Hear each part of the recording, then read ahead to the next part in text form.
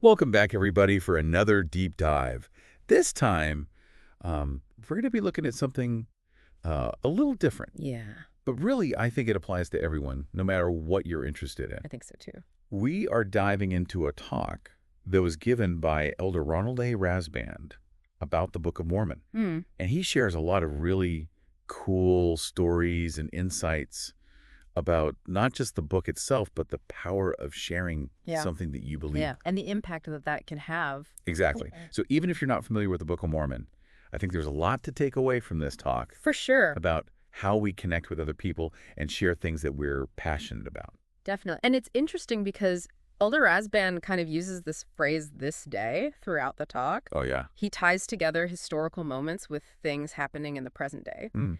And it just emphasizes how long-lasting the impact of sharing your beliefs can be. And one of the things that he does at the very beginning of the talk is he holds up his own personal copy of the Book of Mormon. Right. And he talks about how it's not like a brand new... Like a pristine one, yeah. Yeah, it's not pristine. It's definitely seen better days. Well loved. Yeah, and I think it's kind of a symbolic way of saying, like, this book has been with me. Yeah. It's been a companion through my life and through my journey, and these are the things that I've learned from it. Totally. And just seeing that physical object, Yeah. it becomes kind of like a symbol for him of Yeah. his own personal growth. And you can almost like feel the weight of all those years of study. Yeah, absolutely.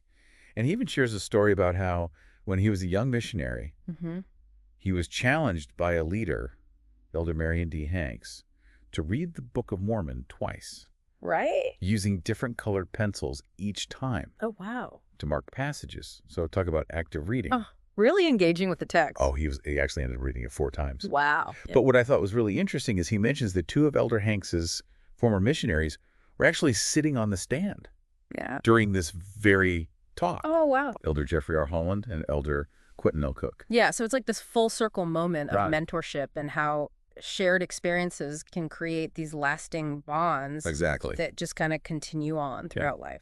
And he kind of goes from there into talking about President Russell M. Nelson. Okay. And this was when President Nelson was a newly called apostle, and he was giving a lecture in Accra, Ghana, Mm-hmm. and an African tribal king who was fluent in English was in the audience and was completely captivated by what President Nelson was saying. Oh, wow. Yeah. And at the end of the lecture, the king approaches President Nelson and he's like, just who are you? Wow. And what can you teach me about Jesus Christ? Powerful questions. I know, right?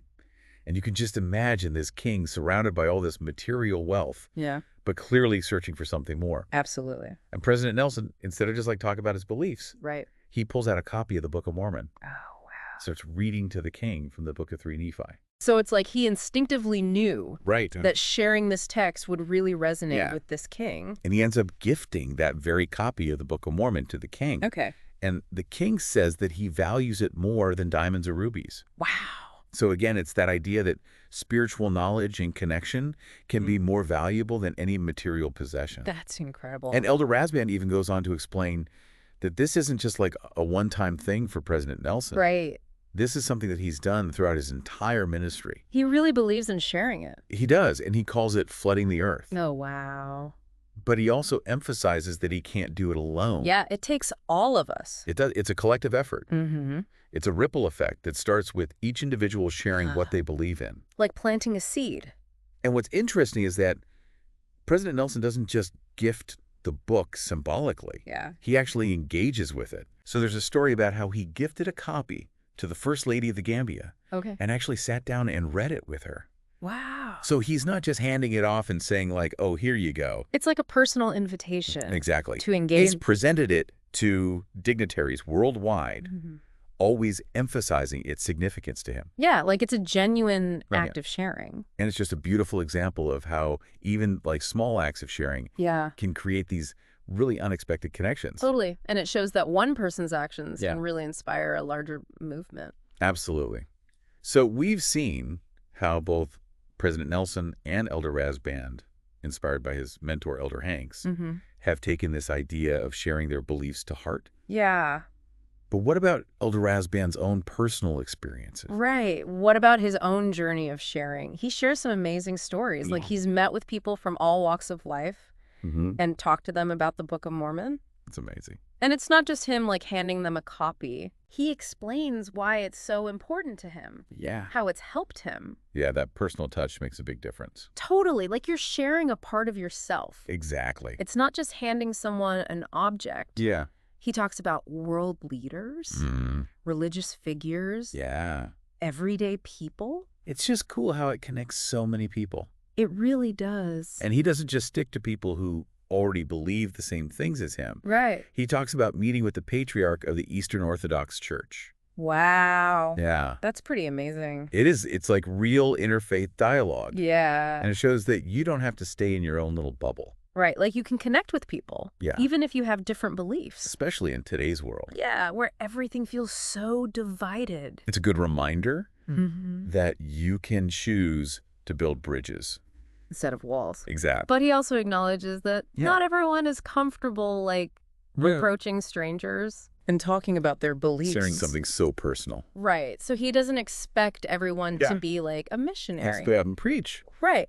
But he does encourage people to find their own way to share. So how do we apply this Right. to our own lives? It's a good question. Yeah, because it's easy to get caught up Mm. in the big gestures. Yeah. But what about those everyday moments? That's what are you passionate about? Yeah. What's something that has shaped your life? A book, an idea, an experience, It could be anything. a piece of art, Yeah. a conversation that changed your perspective. Totally. And how can you share that with Yeah. other people? And it doesn't have to be a big thing. Right. Maybe it's just a conversation. Yeah. Or a social media post. Or recommending a book. Exactly. It's recognizing that we all have something to offer.